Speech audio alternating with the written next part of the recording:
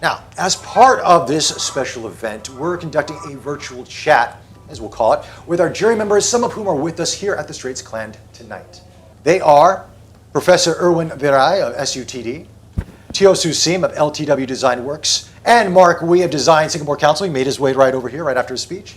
The moderators for tonight's talk are Xinying, Managing Editor of Tatler Homes Singapore, and Kissa Castañeda, Editorial Director, I love that name by the way, Editorial Director of Homes and Travel at Tatler Asia. We also have overseas jurors joining us virtually from Hong Kong, Bahrain, and Bangkok respectively. Please welcome Steve Leung of Steve Leung Design Group, British interior designer Catherine Pooley, and Clinton Nagata of Blink Design Group. Now over to you, Kissa Xinying. Thank you so much, Bobby, and we're really honored to have 6 panelists from our jury tonight. We're just missing one, so it's very good attendance. Thank you so much to everyone who came in person, and also to everyone joining us from overseas, from Bahrain, Hong Kong, and Bangkok. So if we look at what happened in the past year, there are many realizations, and one of the main things we think about is actually sustainability, how important it is in our lives and how important it is in design. So tonight's topic is all about sustainable design.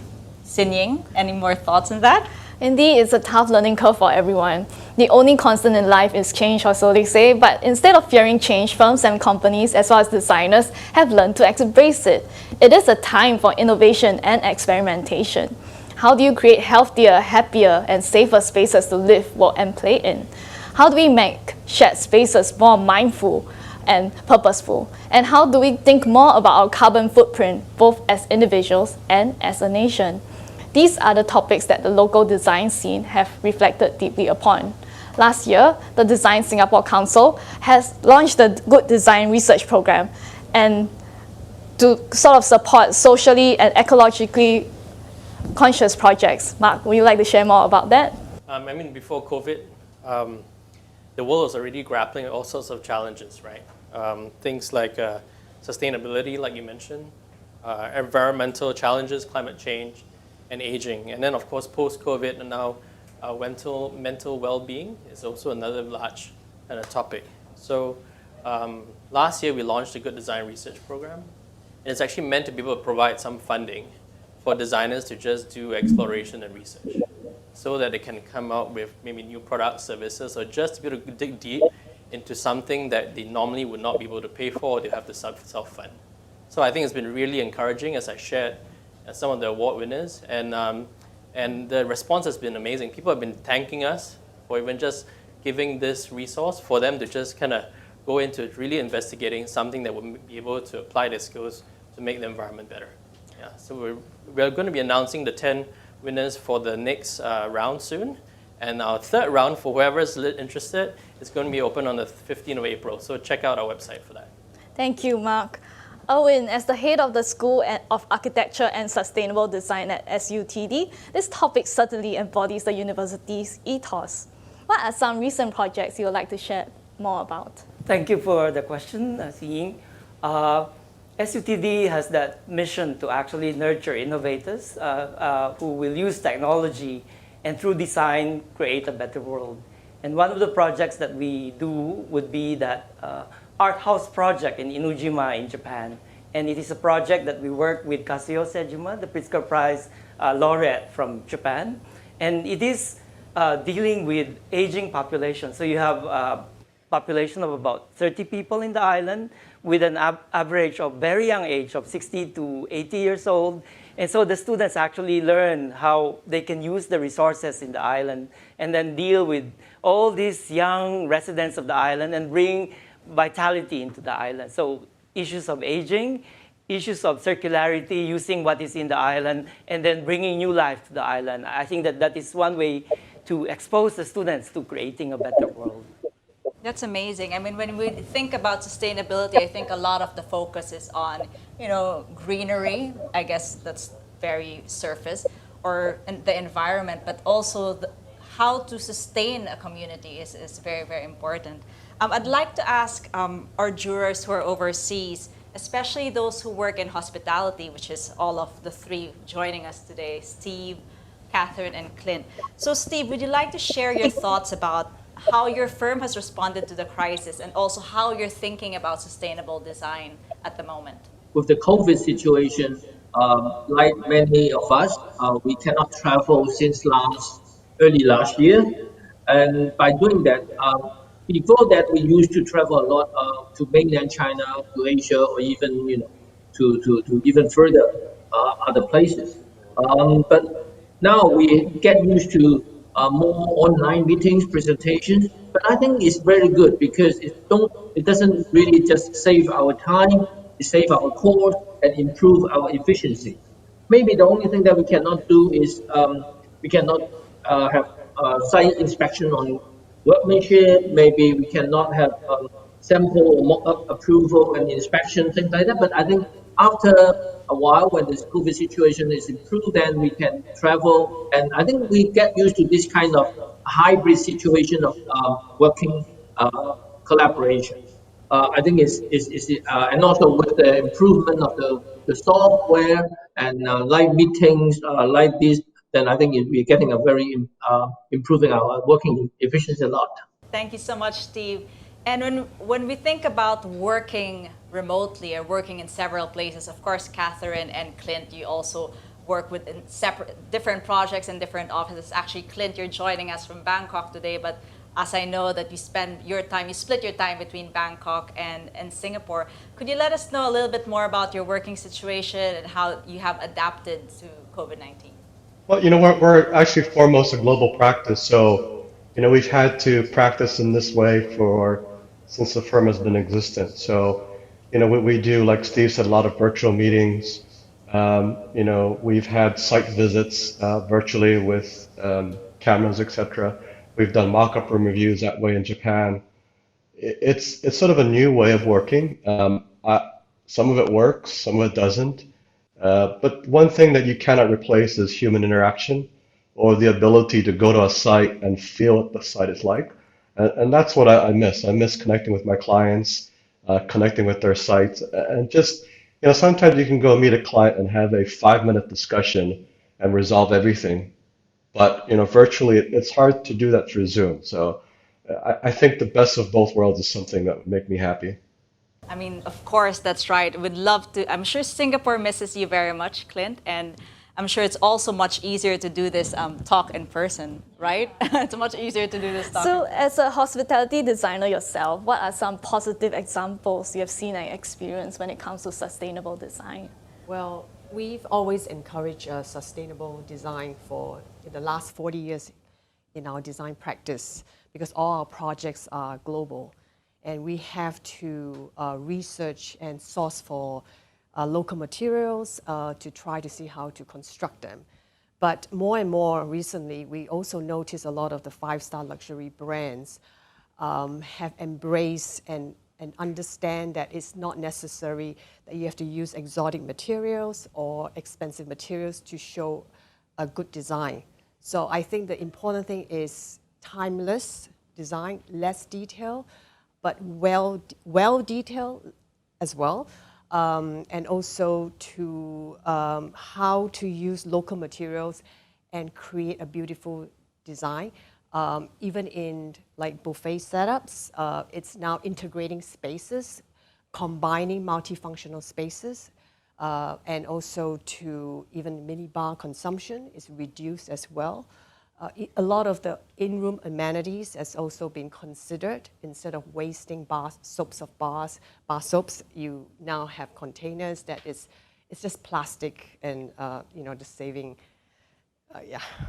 Really, all these small little things really count. Little steps, and if we can't use the materials because some owners they have a different understanding. It's a matter of educating. We can also encourage by the source of economy, local craft, villages, using a simple material and again creating a beautiful design to help to encourage growing the economy there. Yeah, indeed. Thank you, Sue. And I mean, of course, Sue, you have mentioned the hospitality designers on the panel. It's a much bigger scale. You have to convince your client to build sustainably, to operate sustainably. But for us who don't own hotels, for us who own homes, what are the small things that we can start today, that we can do today in our daily lives? I'd like to actually ask Catherine. It's a topic close to your heart. Could you share more ideas, like actionable ideas for us homeowners? Yes, I just want to say I'm in between a Steve and a Clint in that I grew up in Steve. I used to travel so much, and it's quite nice to just be at home for a little bit. But like Clint, I'm global, and as you can see, I'm a UK-based company, but I'm currently in Bahrain. And this is the first time I've been overseas for a year. It's liberating, and to have that one-on-one interacting is just, there's nothing like it. So, but back to sustainability. Look, I think at this time more than ever, it's critical to be sustainable, and we have to protect, and our decisions have to be our choices. It can't be government related. We have to start with us. I would like to, I have a little list here, but suppliers, for example, use suppliers that are sustainable. Deodar and perennials, for example, are manufacturing with renewable energy.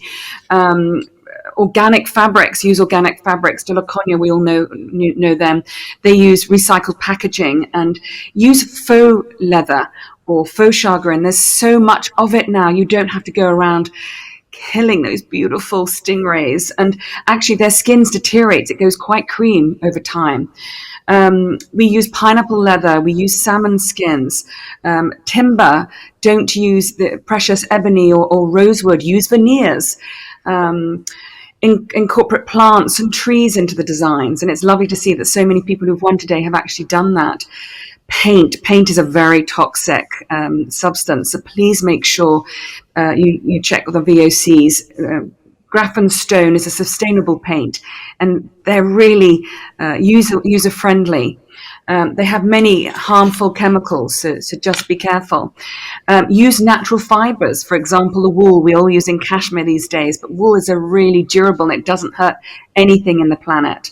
Carpets, there's some carpets where you can use recycled bottles. Pinton carpets, for example, are fabulous. And last but not least, try to buy locally. We're all shipping so much these days that it's not great for our environment. Thanks so much, Catherine. That's a long list. We're probably going to write it on tatlerhomes.com so that everyone can take note of what materials to choose. I mean, we actually did a story recently on mushroom leather, which a lot of fashion brands are using. So that's an alternative as well. I wanted to ask Clint a little bit more about not materials, but how you use the materials in your design. So biophilic design is one thing that you practice in your firm and also in your projects. And a lot of people talk about biophilic design as a trend. Do you think it's a trend or a movement, or it's here to stay? Well, as a firm, we really try to avoid trends and try to avoid, we really want to do something that's timeless. And for us, the idea of biophilia has really existed as long as our practice has been around. So we try to embrace that, the idea of nature in all aspects of our projects, whether it's through materiality or through the spaces or the feeling of the spaces that we create. Whether the projects are here in Asia or they're located in the Middle East or the US, it's something that I think is almost natural as humans. We desire to go outside to nature. And I think even more so during the pandemic. The pandemic has sort of forced us to reevaluate our lives. I all of a sudden became a gardener. I've got plants at home, which I thought I'd never do. But I think change is good. It's refreshing, and it sort of inspires our everyday living. That's true. I can see a plant in your background, so you've probably developed a green thumb, right? Right, Clint? I think all of us. I don't have a green thumb, so I'm gonna stick to this kind of plants, like here on the couch. I want to ask Steve as well if you have further thoughts on this topic, especially in you're based in Hong Kong and a lot of your projects in China, and these. There are a lot of big cities and you can just see urban jungle. I think a lot of people don't know about Hong Kong. It's actually very green. So can you tell us a little bit of how you combine the inside and out, and maybe a little bit about your bathroom as well, which I heard is fantastic. Okay. I think biophilic design is getting very, very welcome and very popular both in mainland China and in Hong Kong, especially with this pandemic situation. Because as you have already said, Hong Kong is actually it's so different from Singapore or even in Thailand. our development is very condensed in the some of the central development district. So we have not as many landscaping area as Singapore or as Bangkok, but we have a lot of countryside, and this countryside are actually very beautiful, which I haven't actually had the chance to visit. But with this pandemic and no traveling overseas, a lot of Hong Kong people go out to visit the countryside and they fell in love with the countryside. And then they know they need to live with the nature. And that's why people are actually thinking about having more natural lighting, natural ventilations, and they don't turn on their air conditioning as much as they did in the past. And I think they have indoor plants, outdoor plants on the balcony or in the gardens. I think people now realize that it's important to live together with the nature. And of course, bathroom is also another place that you can actually, have some more fresh air in terms indoor plants. I mean, it's the most relaxing space in your house. So I think biophilic design can exist anywhere. And also people also like to have a bigger balcony, even a small garden is nice. So I think people are actually having their mind actually, change a bit with this pandemic situation, and they really love nature. Definitely. I mean, we're all missing Hong Kong's hikes. That's one thing that we're looking forward to when we visit you in Hong Kong. Now, we're also going to talk a little bit about not biophilic design, but another part of sustainability, which Xinying wants to touch upon on. The social impact of design really is as important as well. You really want to try to give back to community as designers and architects. Mark, maybe you can share more about some of the ways that these designers can give back. Yeah, absolutely. I mean, to be honest, design actually can really solve real-world challenges and be used to address unmet needs in society. And designers are really in the best position to be able to do that. And really the perfect candidates to be able to create solutions for the future. Actually, just last year during COVID, right, I can give you some great examples. There's an award-winning local firm called Stuck Design, and they saw the need, and they basically went public and they said that they will offer their services for free.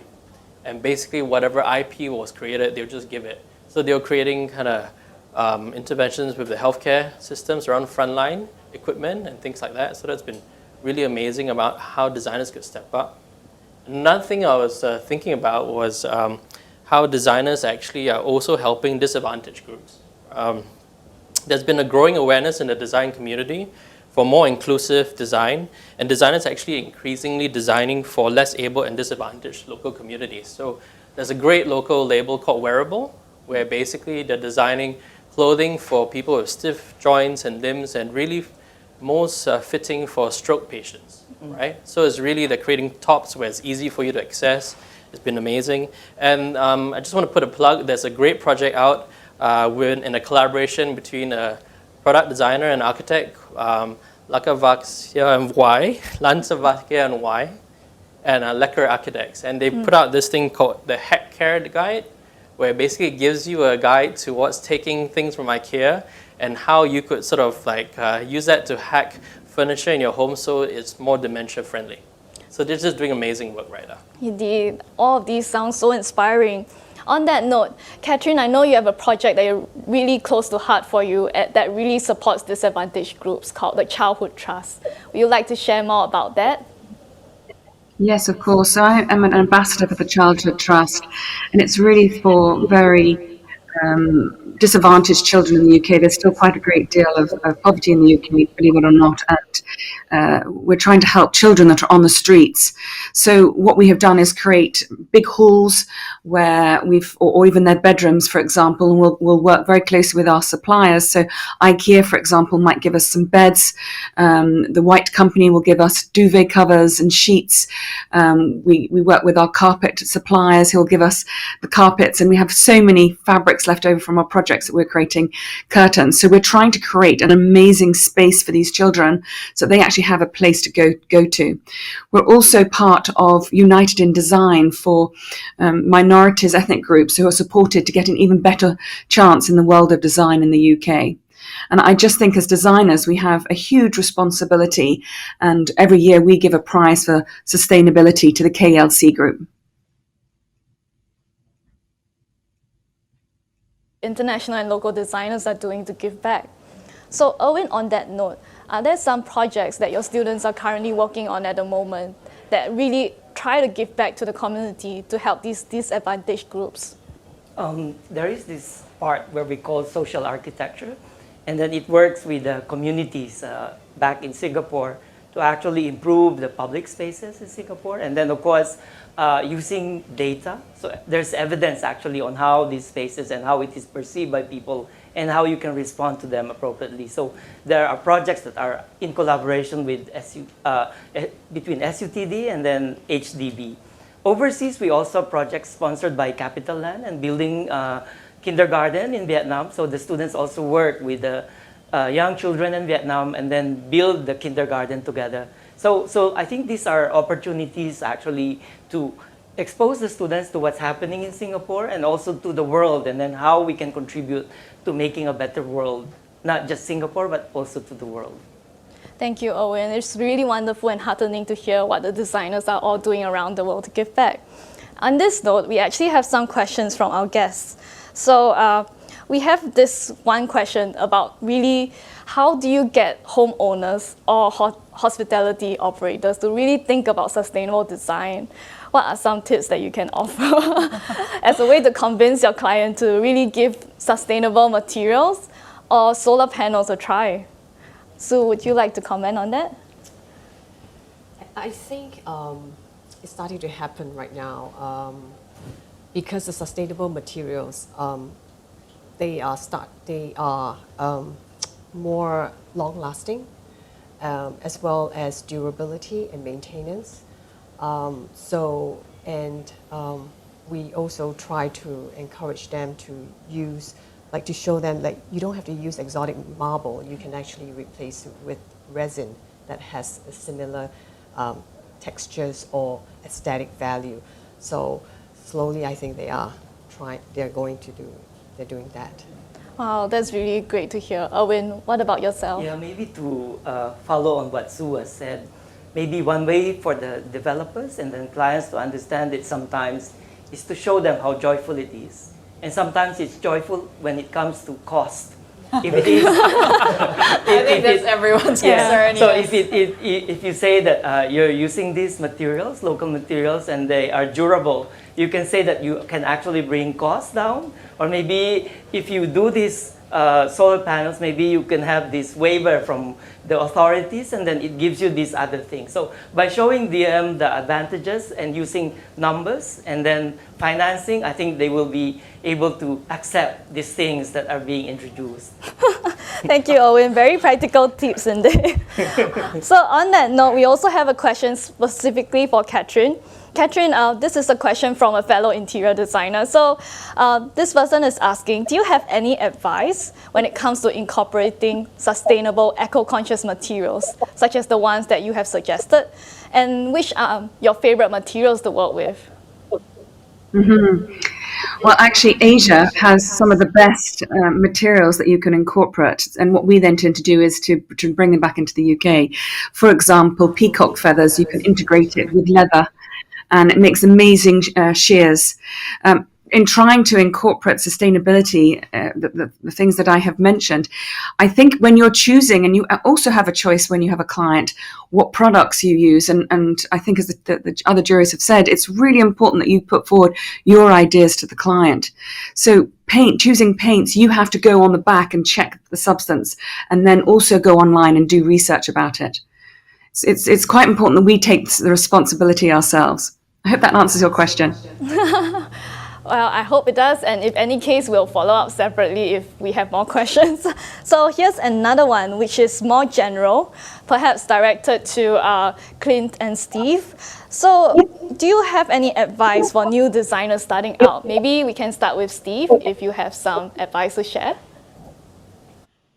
I think this generation has a lot of opportunities, and obviously they have a lot of challenge as well. With the improvement and the advancement of the technology, I think it will help a lot when we are doing design. But at the same time, but I think our profession is getting more and more complicated.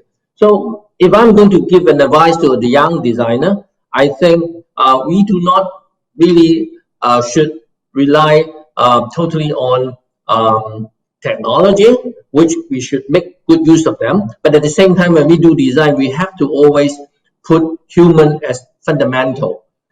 In Chinese, we said 以人为本.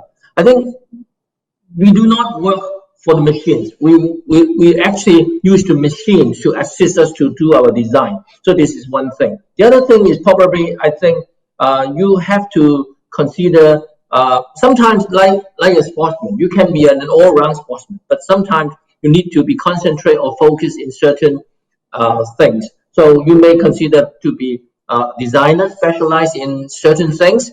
And I think that, as I said, the profession is getting more complicated and professional. So maybe some designers can specialize in a certain aspect or a certain category of projects. And I think that is my advice to the young designers. Clint, what about you? Do you have any advice you'd like to give for these young designers? Yeah, I have one advice, and it is to travel. You know, we offer a travel scholarship every year to anyone in our company to travel anywhere they want. I forgot the amount. It was quite significant. I think 10,000 Singapore dollars or something like that. I think travel really changes your life, or can change your life. I think Steve and Catherine will also agree. I would travel, especially during COVID. Well, I guess hopefully it's over soon, but take a year off, travel, see the world, get life experiences, and I think you'll see the world differently. Thank you, Clint. Catherine, would you have any advice you'd like to share as well? Yes. Look, I think it's, as Steve said, this is not a small industry anymore. It's massive, and it's very complicated, and you can't afford to lose money here. So take the time to educate yourself, take the time to get experience, and you're never too small to make a difference. And last thing really is minimize waste, because we will create a global model for how to live in harmony. Thank you, Catherine. So on that note, maybe let's look forward to the future. So what are your hopes for the future, both for LTW Design Works and as well as maybe on a broader sense? I guess apart from focusing on design, I like them to also have a social conscience, to give back to the community, so which we are already practicing a few years already. So we do that on a quarterly basis. But now with COVID, we can't. But I would like to encourage that moving forward.